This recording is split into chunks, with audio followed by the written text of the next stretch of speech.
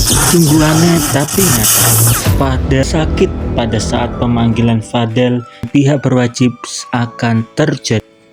Kenakan ini mirip seperti kisah lama ya teman-teman, ketika seseorang dipanggil oleh pihak wajib tapi orang itu tidak hadir karena banyak alasan, berarti orang itu mempunyai suatu kesalahan yang sedang ditutup-tutupi.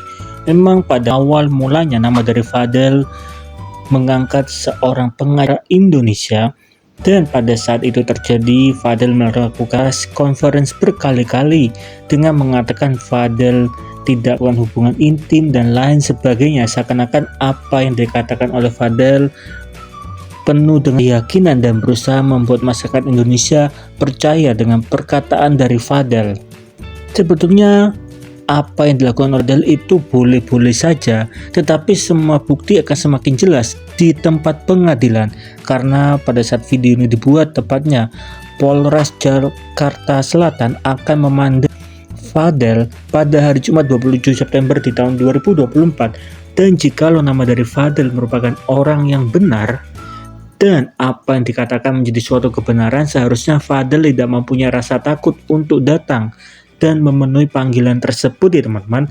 Tapi menariknya, H-1 sebelum pemanggilan ini terjadi, pengacara dari Fadel mengakui bahwa Fadel tidak bisa hadir dikarenakan sakit atau dengan kata lain mengalami penundaan.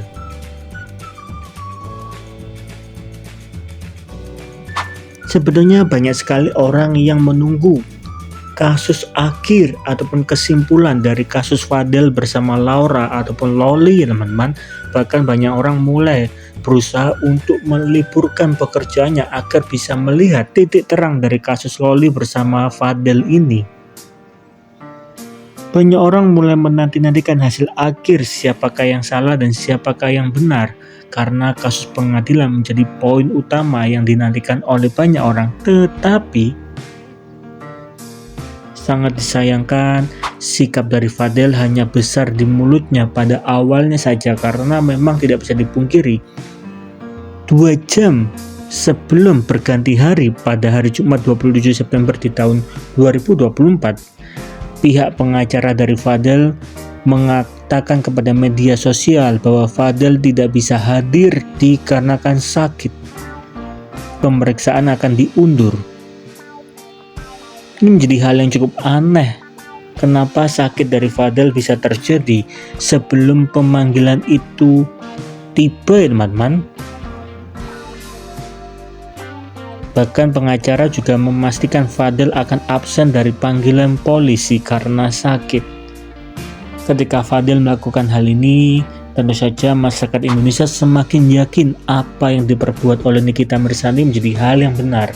Karena cukup aneh saja, pada Instagram story dari Fadel pada hari sebelumnya pada tanggal 25 September di tahun 2024, Fadel masih asik bermain Monopoly. Tapi setelah itu beberapa jam kemudian Fadel dinyatakan sakit oleh pengacara dari Fadel. Ini cukup aneh ya teman-teman.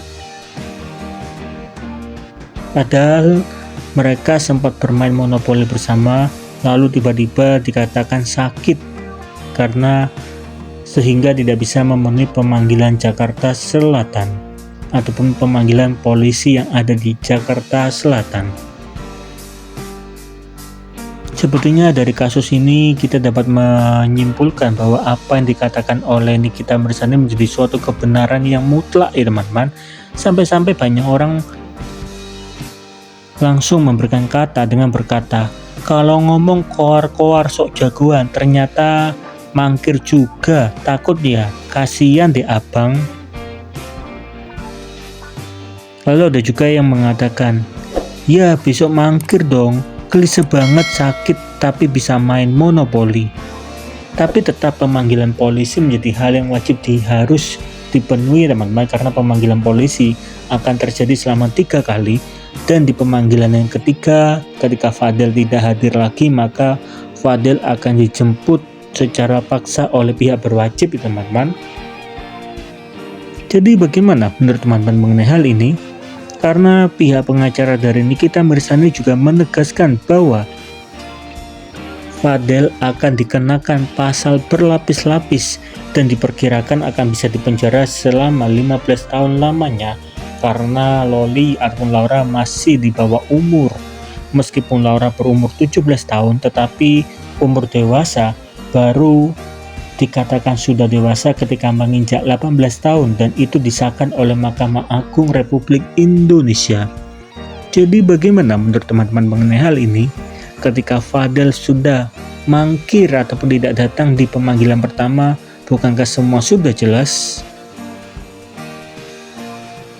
Jadi bagaimana respon dari teman-teman? Coba dong tolong tulis di kolom komentar. Apakah Fadel sebaiknya dijemput paksa saja?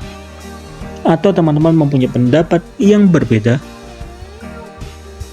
Akhir perjalanan hidup kamu sebentar lagi. Ya, ini pasal, gue kasih pasal berlapis-lapis. Nikmatin kuih lapis ini.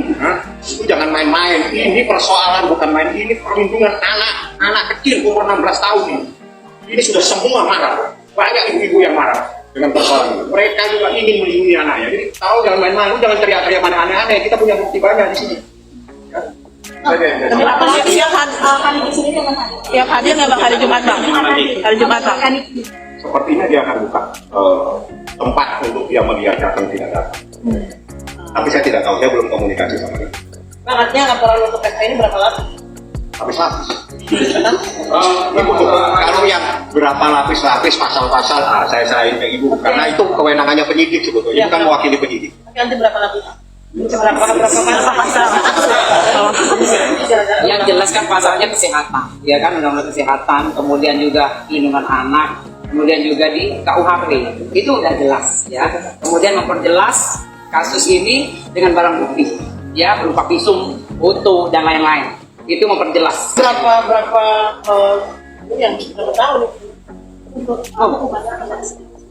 Itu kasus ini yang jelas 5-15 tahun. Itu jelas kasus ini, ya, karena di bawah umur. Yang itu kasusnya yang dilaporkan terutama. Oleh karena itu kita cari pembuktian. Iya, pasti kita minta dari ini kan kemarin ada beberapa kelompok dari mengatakan Loli sangat apakah nanti takut dengan kesaksian yang ada, ya pasti di dalam penyidikan kita masukkan, pasti dimasukkan. Itu dengan pembuktian jelas fakta yang ada. Oke, paling bagus LPS kan. LPS nanti sudah sampai. Saya datang khusus ini menyampaikan itu karena di kita tadi telepon ini, yang saya bercerita ya, pokoknya tadi ada sidang, kita telepon, tolong tindak lanjuti LPS. Ya udah saya sampaikan. Selanjutnya ya kewenangannya penyidik. Ya nanti biar ibu yang jelaskan seperti apa kelanjutan. Yang jelas, Loli, saya biasa panggil Loli, itu adalah korban. Anak di bawah umurnya 16 tahun, jalan 17 tahun. Dia berhak untuk mendapatkan perlindungan secara maksimal. Karena kenapa? Saya yang tahu apa yang ada di dalam keterangan saksi-saksi. Sangat mengkhawatirkan. Jadi saya butuh perlindungan untuk Loli itu atas pernikahan kita. Karena ini kita sudah khawatir saat terjadi sesuatu terhadap anak. Itu bayangin, kita seperti itu. Diapain pun dia tetap khawatir terjadi apa-apa terhadap anak. Itu sangat urgent. Bukan urgent, sangat urgent. Dan itu pesan kita berkali-kali tadi pada saya. Makanya saya sempatkan diri tadi komunikasi dengan di atas. Bang, yang dikhawatirkan sampai dengan Loli sendiri di rumah kita sendiri mungkin berapa lama sih mungkin memang selama masih pendidikan atau Ya itu nanti yang jadi untuk saudara M sudah menitipkan di P3A. Jadi itu sudah di rumah aman. Untuk sementara ini memang untuk LM masih di rumah aman.